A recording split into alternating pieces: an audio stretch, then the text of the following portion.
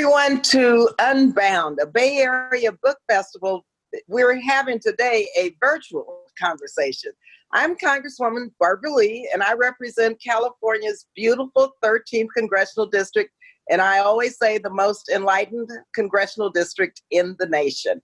Today, I'm hosting a discussion with New York Times best-selling author, Dr. Carol Anderson, about her most recent book, One Person, No Vote, How Voter Suppression is Destroying Our Democracy. Yes. Dr. Anderson is a renowned historian, educator, and author.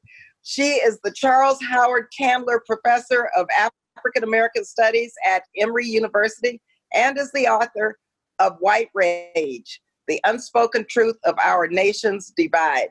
I am a great admirer of her work, exploring the legacies of slavery, segregation, and discrimination, and how we remain fundamentally an unequal nation 400 years after the arrival of African slavery in North America. Dr. Anderson's book, One Person, No Vote, chronicles the history of voter suppression in America, including all of the current ways the Republican Party is undermining voting rights. Dr. Anderson, I am delighted to have you here to talk with you about your work. It's wonderful to meet you. And I want us to talk about what we could do to fight back against efforts to suppress the most fundamental and sacred rights we have, the right to vote. And we know that this is occurring each and every day in our country. So thank you again. Thank you so much. Let me ask you a question, Dr. Anderson. One person, no vote. Okay, again, so timely. You explored the history of voter suppression in the United States with a particular focus on our recent past following the Supreme Court's decision in Shelby County versus Holder. Mm-hmm. To start the conversation, can you give our audience a summary of that decision and what it meant? For me, that decision is going to go down in history the way Plessy v. Ferguson has and the way the Dred Scott decision has, as one of the worst decisions ever made by the U.S. Supreme Court. What Shelby County v. Holder does is that it guts the pre-clearance provision of the Voting Rights Act. So let me give a bit of a background on that and what that means. Coming up to 1965, you had massive voter suppression, particularly in the South, against African Americans, to the point where in some counties in Alabama, you had 0% African Americans registered to vote, but you had over 100% of whites registered to vote, like in Lowndes County, Alabama. After lots of pressure, particularly Selma, that cinematic explosion on the Edmund Pettus Bridge and the way that it shocked the nation finally led Congress and the president to sign the Voting Rights Act, which said that states that have a demonstrated history of discriminating against their voters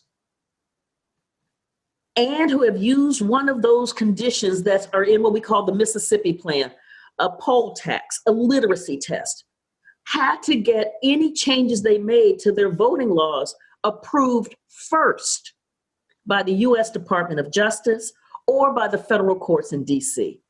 That's called pre-clearance. Because what had happened previously are that these states would implement these laws, there would be litigation, the states would tweak the law a bit, but these really discriminatory processes were happening with elections that were disfranchising millions of Black voters. And so now with pre-clearance, then those laws couldn't be put in place to do their damage before the election. It was wonderful. In Mississippi, for instance, in the early 1960s, only 5% of African Americans were registered to vote. 2 years after the Voting Rights Act, you had almost 60% of African Americans registered to vote. The Voting Rights Act worked. And that's why it got a crosshairs put on it, because it really empowered democracy. The US Supreme Court said that Section 4, which is the pre-clearance provision, How do you determine whether a state or jurisdiction comes under preclearance? That, racism really isn't the force that it was in America back in the 1960s. And this really looks like it's picking on the South. And, there would have been more movement, that more states would have been bailed out.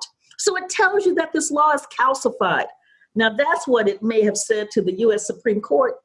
What it said to me is that you had states that were repeatedly working to implement laws that disfranchise minority voters, and the U.S. Department of Justice and the federal courts were blocking them.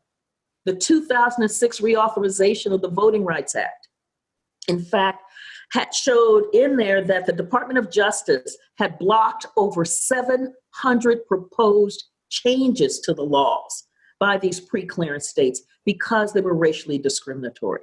So racism hasn't stopped, but by blocking preclearance, by gutting it, what it did was like an old rap song, it let the dogs out. and these states came charging out the blocks. Texas, 2 hours after that Shelby County v. Holder decision, implemented a racially discriminatory voter ID law. North Carolina was soon after that. Alabama was coming. I mean, these states were coming. Wisconsin. And we ended up in a terrain by the time we got to the 2016 election, where more than half the states in the United States had implemented one of these voter suppression techniques. Well, Dr. Anderson, thank you so much for that history. Now, I was born and raised in El Paso, Texas, and I remember the days of the poll tax. This is another sinister way to implement a poll tax. And for those who think that racism is not alive and well in America, all we have to do is just look at what you're saying and how it has now reemerged with a different face. Yes. And so we have to really make it clear that African Americans and people of colors are still fighting many, many battles just to be able to participate in our democracy. That's what we're fighting for. And so glad that you're laying it out, because so many young people don't really know that history. So let's go back now to the beginning of our democracy, or at least the beginning of democracy for rich white men in North America. What did the right to vote look like at that time, and what were the goals of those who sought to limit or suppress access to the ballot? So what we saw at the founding was that generally you had to be male and have property, and for the most part, white. There were some states in the North that allowed free Blacks to vote. But the larger that the free Black population became, the more you saw voting restrictions implemented. So that Delaware, Maryland, and Kentucky all initially allowed free Blacks to vote. But as their free Black populations increased, there was this general fear like, oh, wait a minute. If there are more Black people voting, then they will really have some say in what our government looks like and what our policies are. And wow, we can't have that. And so they just blocked free Blacks from voting. What they did up in New York was, as New York eliminated the property requirement for white males to vote, it increased the property requirement for Black males to vote. So that white males didn't, they no longer had to have $100 worth of property. Now Black males had to have $250 worth of property. And this is in the early 1800s. So this is like real money, big money. And so you see these barriers in the initial founding and the continued evolvement of the evolution of the United States in terms of how do we curtail Black political participation? How do we curtail, how do we just stop women's participation? So that's what it looked like at the founding. After the Civil War, we ended up getting, again, through massive agitation, First, the Reconstruction Act of 1867 that said that Black males can vote. Then that Congress was like, you know what? Congress shifts all the time. Let's nail this thing down in a constitutional amendment. And so we get the 15th Amendment that says the state shall not abridge the right to vote on account of race, color, or previous condition of servitude. That 15th Amendment is like, whoo. And that's the thing then that you saw, you had multiple pieces happening in there. One, you had state of Florida, who looked up at that Reconstruction Act of 1867 that said Black men can vote. I went, oh crap, how do we stop them? And came up in 1868 with the felony disfranchisement law. Then you saw Georgia implement a poll tax in the late 1860s, early 1870s. By the time we get to 1890 and we start getting the rise of Jim Crow, then Mississippi is like, because Black folks are mobilizing, organizing, agitating, voting. And because almost half the population in Mississippi was Black, white Mississippi legislators looked up and said, oh, it was almost like a Scooby-Doo moment for them. and they were like, oh my God, how do we stop Black people from voting? But now you've got this 15th Amendment that says the state shall not abridge the right to vote on account of race, color, or previous condition of servitude. What are we going to do? And they said, okay, so we don't want Black folks to vote, but we can't write a law that says we don't want Black folks to vote.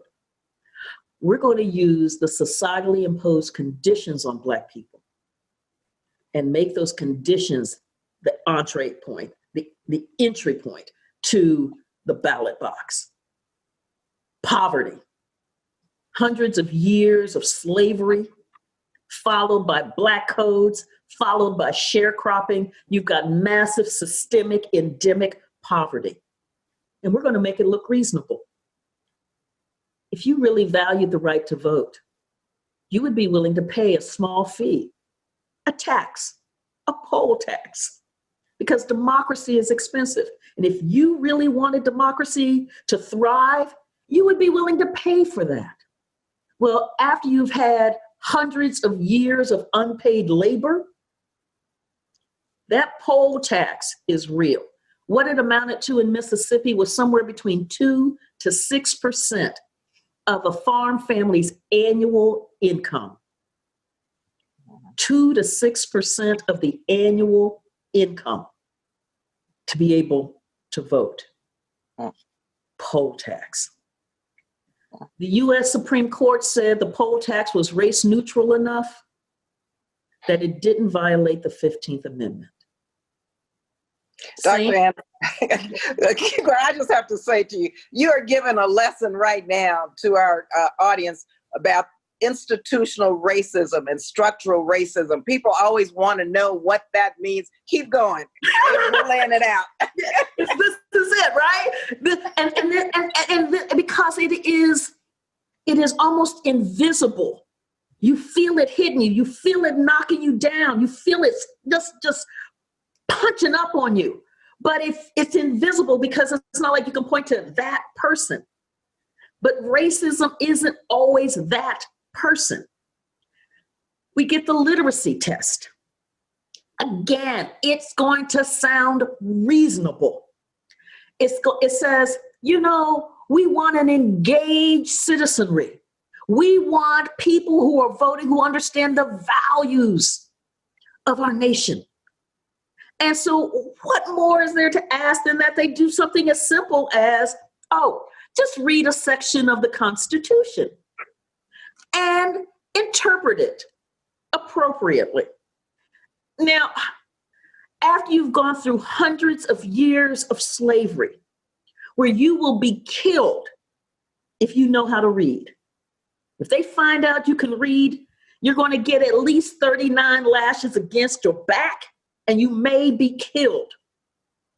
Then you get the Freedmen's Bureau schools that come in after the Civil War, and Black folks are already creating their own schools. But understand, with the depth of poverty, you've got this massive imbalance between the number of teachers who can teach and the number of students who are hungry for that education. And then you systematically underfund Black schools. And so by the time you get to the literacy test, let me talk about what in the 1940s. Because remember, the Mississippi Plan is the 1890s, and they already got this thing worked out. 50 years later, and the U.S. is getting ready to go fight Nazis. The percentage of African Americans, over 50% of African Americans in Mississippi, Alabama, Georgia, Louisiana, and South Carolina had less than 5 years of formal Jim Crow education. More than 50% of Black adults in those states had less than 5 years of formal Jim Crow education. Deliberately. And we then put the Constitution in front of them and say, read it and interpret it. And again, the US Supreme Court said, because everybody has to read it and interpret it, it doesn't violate the 15th Amendment. So by the time we get to 1940, only 3% of African American adults were registered to vote in the South. 3%. And this is where the bulk of Black folk live.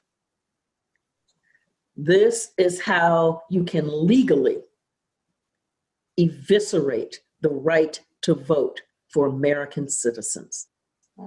And it took mobilizing and organizing in order to break the thing down and break it wide open. Well, Dr. Anderson, let me just interject here something that I'm working on, because you've inspired me to kind of just talk about this very quickly. Cool. With COVID-19 now upon us and the pandemic, and all of a sudden people are with the disproportionate numbers of infections and deaths in the African-American community. Yeah. My colleagues and friends said, how did this happen? What's going on in the Black community? This is horrible. And so I'm saying, you don't know the history of this country. And so for the last 3 years, I've been working on legislation that I decided to introduce this week with some academics and other members of Congress for a Truth, Racial Healing, and Transformation Commission. Because now it's about time we tell the truth. So I'm letting you know I'm getting ready to do this. So I want your participation in it, because people have got to understand in this country. Rwanda, South Africa had their commissions on racial healing and reconciliation, but there's nothing really to reconcile in this country based on the genocide of the Native Americans, and you just keep going through history. And so we're saying at racial healing and transformation, truth, racial healing, and transformation. So we're going to do that, and you inspired me to kind of tell you about that today. Thank you. We'll do that this week. So, because what you're saying just lays it out why people have got to be educated about the truth. So when they see African Americans being disproportionately hit by COVID-19, they understand that this goes back 400 years, and they don't know the truth. So now, after about 100 years after the beginning of our democratic, in quotes, nation, the 14th Amendment, of course, technically gave African American men, right, the right to vote. The 15th, that was yes. 1868, right? But women did not get that right until, 1920, 52 years later? So after voting rights became the law of the land, how were those rights undermined or ignored? I mean, this is like mind-boggling, right? And so when you think about it, so we've got a lot of celebrations, rightfully so, going on about the 19th Amendment. But we got to tell the truth. And that truth is that, for the most part, Black women in the South could still not vote. I mean, this is why you have Fannie Lou Hamer in Mississippi, who, when she dared to try to register to vote, They beat her up. They beat her senseless. And then they used economic extortion. She was a sharecropper. They kicked her and her husband off of the land. And then when she went in for like a tonsillectomy, she got what they called a Mississippi appendectomy. They forcibly sterilized her because she dared to believe that she was an American citizen who had the right to vote. This is why you see Mrs. Amelia Boynton in Selma. I had a chance to meet her at the Capitol. Oh, she was wonderful. Right? I'm just like, I mean, fierce, fierce. Doing the organizing in Selma where you've got 0.7%. Let me be real clear. 0.7% of African Americans registered to vote. And she said, honey boy, not on my watch. And began mobilizing, organizing until we can see that cataclysm there on the Edmund Pettus Bridge.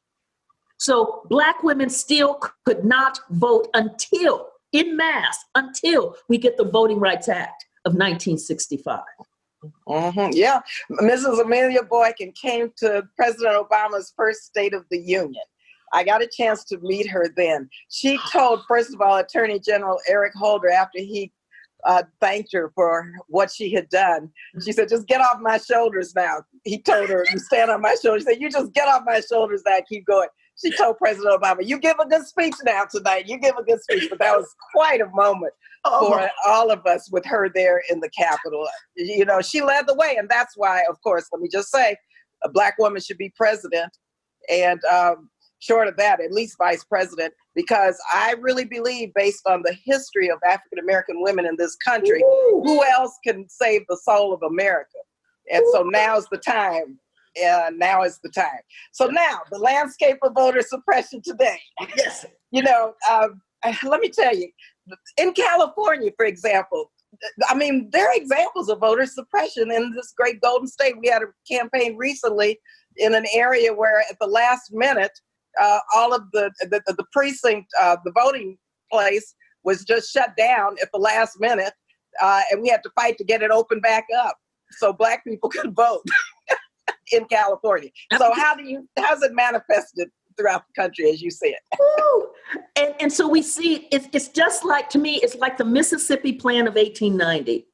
One is that they make it sound reasonable. We're just trying to stop all this massive rampant voter fraud and protect democracy, the integrity of the ballot box. Who could be against that? So again, know that it's going to sound reasonable. That's the veil that it's all operating under. Two, just like the Mississippi Plan that had the poll tax, the grandfather clause, the literacy test, the understanding clause, the good character clause, and eventually we would get coming out of South Carolina to add to it the white primary. That all of these things, it was like, if the poll tax doesn't get them, the literacy test might. The literacy test doesn't get them, the good character clause will. The good character clause doesn't get them, the grandfather clause will. If the grandfather clause doesn't get them, the white primary will. It was like, so you understand that there is an array of hurdles that Black folks have to jump through, jump under, jump around, barrel through in order to get to the ballot box. We see that same thing happening today. One of the tools is voter ID. Again, it's going to sound reasonable. We've got all this massive rampant voter fraud. And so we think it's just not too much to ask that you just show your ID when you go to vote to make sure that we don't have all of these people who are trying to steal elections, who are trying to impersonate somebody at the ballot box.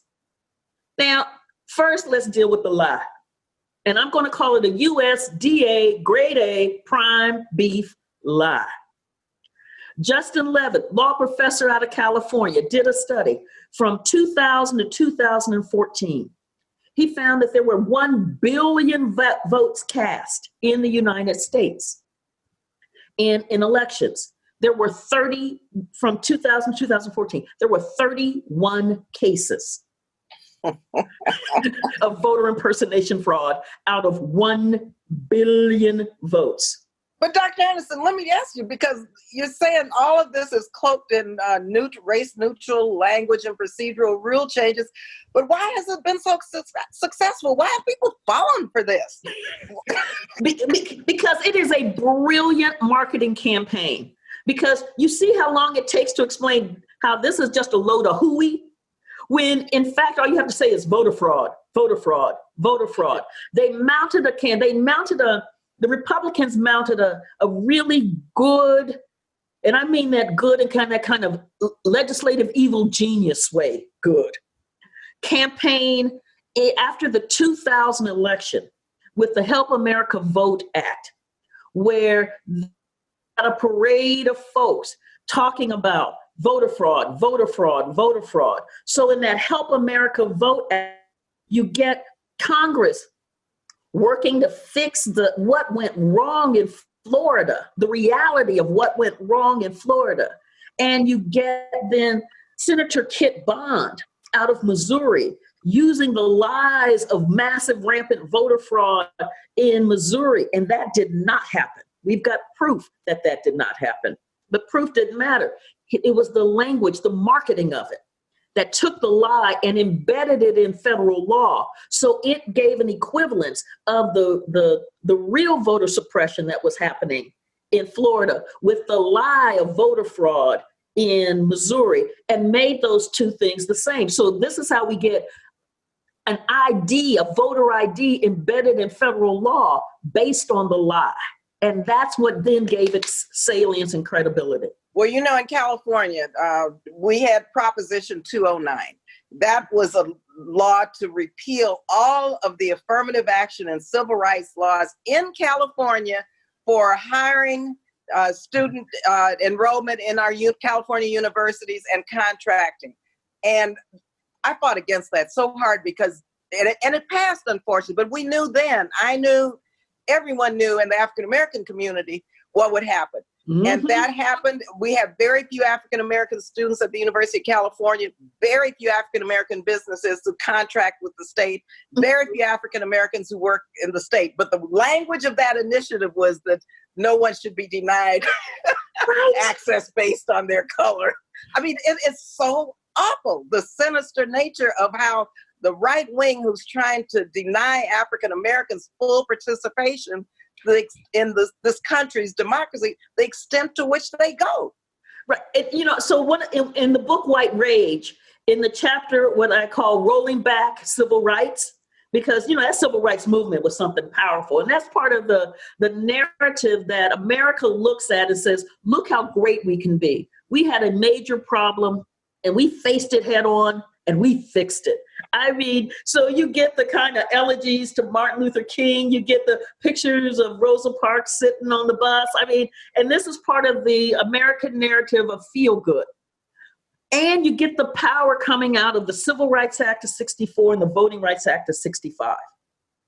How do you overcome that? What I talk about in White Rage is that they began to adopt the language of reverse racism, of how, now that the signs have come down, we no longer have colored only and white only, so it's all equal.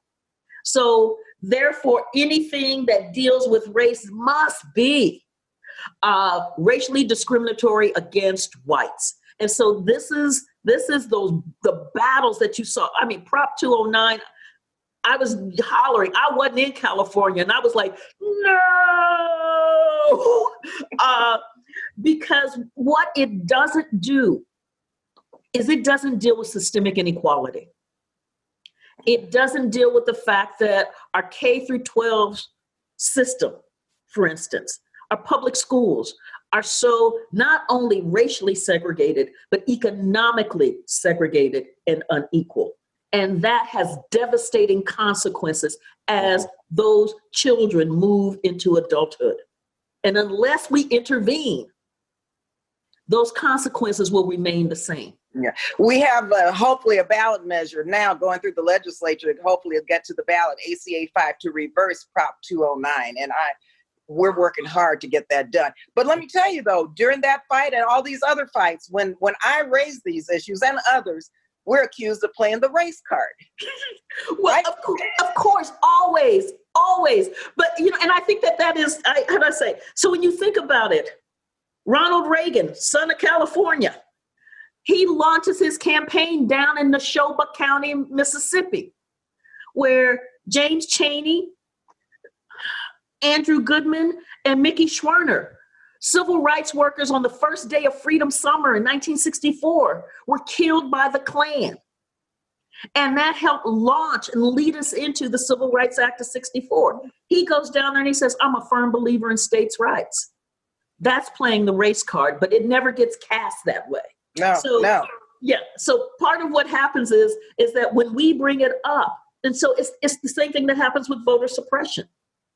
When we talk about how these hits are targeted with voter ID, let me give a quick what I mean by that. Alabama, when Alabama implemented its voter ID law, they had actually drafted it before Shelby County v. Holder, but knew it was so racist that they couldn't get it through. Now, I don't use those terms lightly when I say racist, but the Republicans had recorded themselves in a previous bill talking about how do we depress the Black voter turnout, because all of these illiterates and these aborigines will get on these HUD-financed buses and go to the polls. So you think that this voter ID bill may not be race neutral. And so the NAACP Legal Defense Fund looked at the bill and went, Lord, because it says you must have a government-issued photo ID.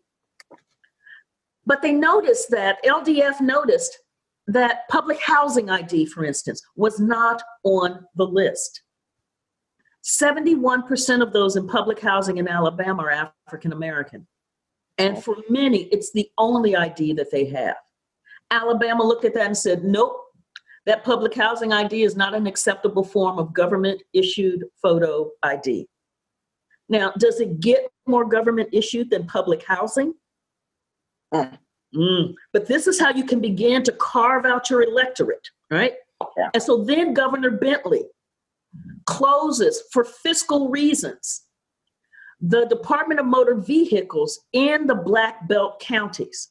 And so now, and those are the counties that have sizable Black populations in Alabama. Now, for many of them now, how do you get to the next county in order to get the driver's license if you don't drive? And Alabama is ranked 48th in the nation in terms of public transportation. So if you don't have public transportation, you can't drive. How do you go 10 upon tens of miles to get the driver's license? That's what I mean by it sounds reasonable, but when you pull back the operational veil, you see how targeted this is. And the reason why this is targeted is that, you remember that 2008 election? Oh, yes. Something happened. Okay.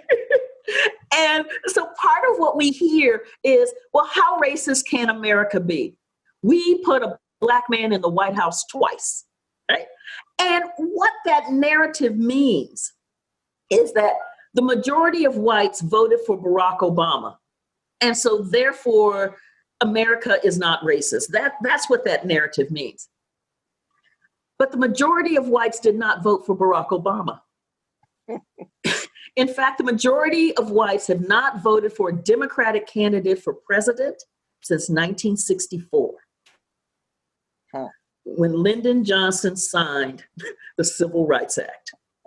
The majority of whites have not voted for a Democratic candidate for president, and that includes the sons of the South, Jimmy Carter and Bill Clinton. They didn't get the majority of white voters, and Barack Obama most certainly did not.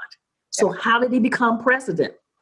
He had a sizable number of whites who voted for him, but he had an incredible organizing ground game that brought 15 million new voters to the polls. Folks who had never voted for before. They were overwhelmingly African American, Hispanic, Asian American, young, and poor. This would be the hit list for voter suppression. Yeah. And after he was elected, the first order of business was Mitch McConnell saying his singular goal was to make sure his agenda did not move forward and was dead on arrival. Exactly. I mean, the vitriol that rained down on Obama, the obstruction, the hatred was intense. Yeah. And you see this policy-wise as these Republican legislatures and governors are then going after those folks in this community. So just like the Mississippi plan, if this one doesn't get them, this one will. That's right.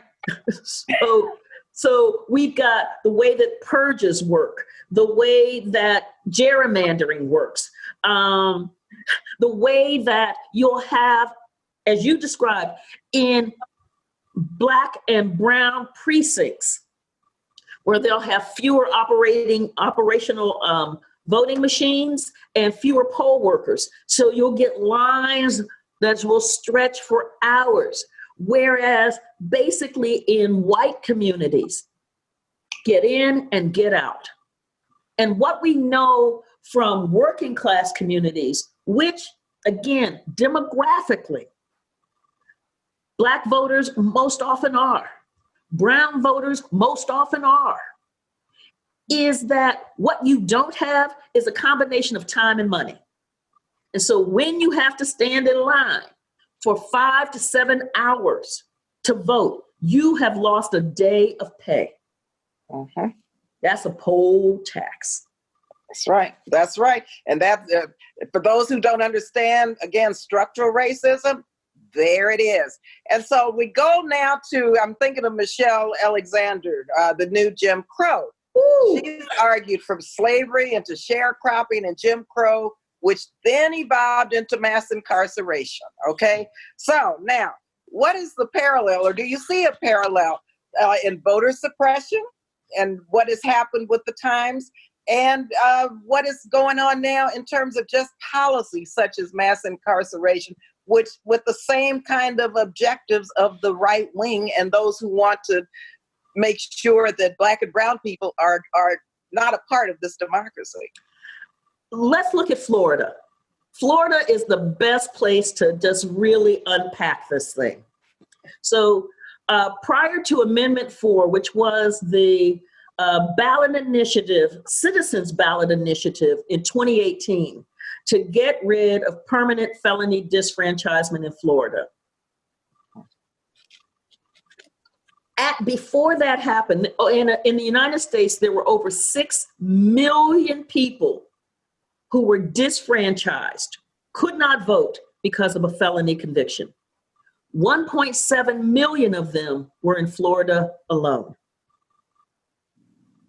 40% of Black men in Florida could not vote because of a felony conviction. Over 20% of African Americans in general, adults, could not vote in Florida because of a felony conviction. Now, Florida was going to count their heads for the census in order to get the representation in Congress. But these were folks who could not vote. So when you think about back to the 3/5 clause, this is what Florida is operating under in the 21st century. Florida implemented, as I had mentioned before, its felony disfranchisement law the year after Congress passed the Reconstruction Act of 1867 that said Black men can vote. Florida went, oh, not today. Oh, not today. And in its felony disfranchisement law, it wrote laws that were either targeted at African Americans or only applied toward African Americans. So it criminalized Blackness. It wasn't that Blacks were criminal. It criminalized Blackness and then sucked them into the criminal justice system with the added bonus. So you get them sucked into the system, you get that kind of convict lease labor system happening with the added bonus that you have also stripped them of their voting rights. So after, we've gone over 100 years, about almost 150 years or so, then you get this mass mobilization happening in Florida, a People's Ballot Initiative, Amendment 4, that sees the inherent injustice in permanent felony disfranchisement. Because the way that it had run in Florida was that the permanent, you had to wait like 7 years after you had finished your term, your sentence, before you could even petition the governor's commission to get your voting rights back. The commission didn't meet all the time. It met 4 times a year. Now, when you have 1.7 million people who, this is designed not to work. There's a way you can design structures to work and the way you can design structures to not work. I think it was the newspaper in Tampa or in Palm Beach, I can't remember which one, but they did a study and they found that under Governor Rick Scott, who is now a senator, Governor Rick Scott, his commission, that they had now they didn't do a lot, but the ones who were Republicans, felons who came to them, they got their voting rights back. Those who were Democrats, and not so much. So you see this imbalance even in the way that the law that is supposed to be fair and neutral, the way that it is implemented. Yeah. After over 60% of Floridians vote for Amendment 4, because they're like, people have served their time. They have paid their debt to society. Come on. The way that you have civic engagement instead of civic death. The Republican legislature followed that up going, if all of these folks vote, we're going to be in a heap of trouble. And so what they came up with was, first they tried to tinker around with the language, but the language was pretty clear. So then they said, you know what? Well, really serving your term means also paying all of the fines and restitution and court fees and all of that. Well, once again, we have a poll tax, because if you don't pay your property tax, can you vote? If you don't pay your sales tax, can you vote? If you don't pay your ad valorem tax, can you vote? So we're putting fees that depending upon your wallet, it depends on whether you can vote. That's what Florida has done, because these fees can go into the 5 figures. And if you have been incarcerated making pennies a day, then paying a 5-figure, $10,000, $50,000 fee is impossible. And you are blocked from voting simply because you do not have the money. Mm-hmm. And then we get now to the census. Donald Trump decides he wants to add a citizenship question to the census. Fortunately, we beat that back, but that was another effort to suppress minority votes and to increase white and Republican votes. And so the census, our fight for voting rights, what, and I know a lot of people who are watching or listening to this, people want to do something because You're telling the truth, Dr. Anderson. You're laying it out. A lot of people just don't understand this. And so what do you think the public needs to do? Because I'm convinced that because people don't know this history, because we haven't been allowed to tell the truth, they don't know what you're telling us. So what do you think we should, what would be the marching orders you give to us? Organize, organize, organize. So one of the things that I would do, for instance, in One Person, No Vote, I talk about, I look at Alabama and in that special election in 2017 for senator, because Alabama had applied every method of voter suppression against this Black population. And if you remember that 2017 election, you had the Republican Roy Moore and you had the Democrat Doug Jones. And all of the polls made it look like Roy Moore was going to win this thing. despite being just having every mark against him. I mean, from the alleged pedophile and being kicked off of the but here he looked like he was going to win. And it's a thing of beauty. You saw the NAACP, the League of Women Voters, the National Black Panhellenic Council. You saw vote riders. I mean, civic society engaging and looking at every one of the methods of voter suppression and figuring out how do we go around them. So dealing with felony disenfranchisement so that people could get their voting rights back, to correcting the misinformation on the Secretary of State's page so that this is actually where you vote. These are actually the days when you need to get this in. This is when you do this. To setting up, because they had closed down 66 polling stations in the state, right? To setting up like the Montgomery bus boycott private car system so that people had rides to and from the polls. So that kind of organizing, that kind of mobilizing, that kind of really just coming into the community, letting the grassroots do the work and talk with the folks, not to the folk, with the folk. What do you want in your life? What do you value? How are we going to get there? And doing that kind of work, that's why John Merrill, who was the Secretary of State in Alabama, thought that the voter turnout rate would only be about 25%. Actually, it was 40%. In the Black Belt counties, it was 45%. That is why we do not have Senator Roy Moore. That's right. Yeah. Black people, listen, Black people and Black women especially elected Doug Jones. Yes. And we know that. And we know that. And so bringing it back home now, come November, guess what?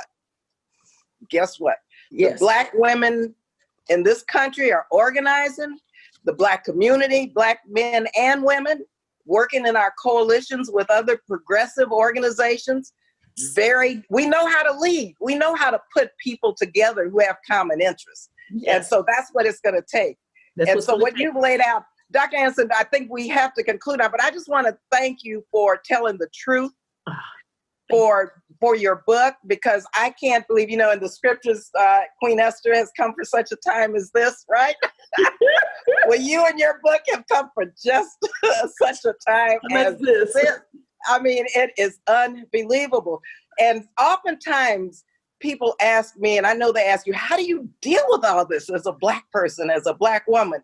And I say, look, we've been dealing with this since slavery, and still we rise. And still we don't get depressed. We don't get beat down. We understand what we have to do, not only for our communities, but to make this country stronger. Yes. And so you have really demonstrated how we just don't get tired.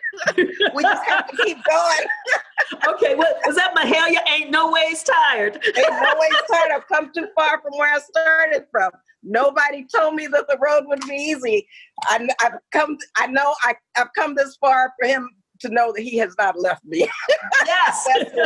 that's us. And so for those listening, after you laid out all of this, because people ask me all the time, how do you withstand this constantly? And this is what we have to deal with when you look at the murder rates of young Black men in our communities. When you look at COVID-19 and what we're dealing with, when you look at our essential workers and opening this country back up, what we're dealing with, putting them at risk. When you look at every aspect of this country, we're still fighting to make this a better country. Exactly. We fight. I mean, I think, Tuskegee Airmen, we fight.